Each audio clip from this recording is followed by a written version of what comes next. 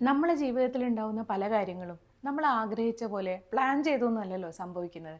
ചിലത് അപ്രതീക്ഷിതമായി സംഭവിക്കുന്നതായിരിക്കാം, ചിലത് നമ്മൾ ആഗ്രഹിച്ചതിന് വിപരീതമായി സംഭവിക്കുന്നതായിരിക്കാം, ചിലത് നമുക്ക് സ്വയം തിരിച്ചറിയാനുള്ള ചില സിറ്റുവേഷൻസ് വരുന്നുണ്ടാവാം, ചിലതെല്ലാം നമുക്ക് ചില ലെസൺസ് പറഞ്ഞു തരും.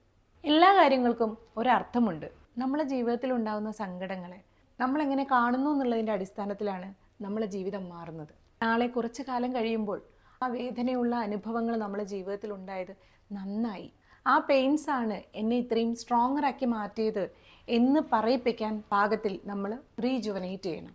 പക്ഷേ അത് സ്വയം സംഭവിക്കില്ല. നമ്മൾ എടുക്കുന്ന ഒരു ചോയ്സാണ് നമ്മളെ അങ്ങനെയാക്കി മാറ്റുന്നത്. ഒരു പെയിൻഫുള്ളായ ഇൻസിഡൻറ്റ് നടക്കുമ്പോൾ നമ്മൾ വൾണറബിളാവും, ശരിയാണ്, അത് നമുക്ക് സമ്മതിക്കാം. പക്ഷേ ആ സമയത്ത് നമ്മൾ പ്രൊഡക്റ്റീവാക്കി മാറ്റിയെടുത്താൽ പുറകിലോട്ട് തിരിഞ്ഞു നോക്കുമ്പോൾ പെയിനായി തോന്നില്ല. പകരം അത് വന്നതുകൊണ്ടാണ് ഞാൻ ഇത്രയും ബെറ്റർ ആയതെന്ന് ചിന്തിക്കാൻ പറ്റും. ആ പ്രോബ്ലം ഉണ്ടാകുന്ന സമയത്താണ് നമ്മൾ പീക്ക് ഡിസ്കംഫർട്ട് സോൺ. നീഡ് കൂടുതലാണ്, നമ്മൾ അതിനു വേണ്ടി വർക്ക് ചെയ്യും. പ്രൊഫഷണൽ ഹെൽപ്പ് ഉണ്ടെങ്കിൽ കുറച്ചൊരു ബെറ്റർ ആയിട്ട് പ്രൊഡ്യൂസ് ചെയ്യാൻ നമുക്കതിനെ കൊണ്ട് പറ്റും. അല്ലെങ്കിൽ ആ ഒരു അനുഭവം അതാണ് എൻ്റെ ജീവിതം നശിപ്പിച്ചത് എന്ന് ചിന്തിക്കുന്ന രീതിയിൽ നമ്മൾ മാറും. ജീവിതത്തിൽ എന്തൊക്കെ സംഭവിക്കണം എന്നുള്ളത് ഒരിക്കലും നമ്മളെ കൺട്രോളിലല്ല, പക്ഷേ അതിനെ എങ്ങനെ സ്വീകരിക്കണം എന്നുള്ളത് നമ്മുടെ കൺട്രോളിലുള്ളതാണ്. സോ ചോയ്സ് നമ്മളുടേതാണ്, നമ്മൾ എന്ത് തിരഞ്ഞെടുക്കണം എന്നുള്ളത്.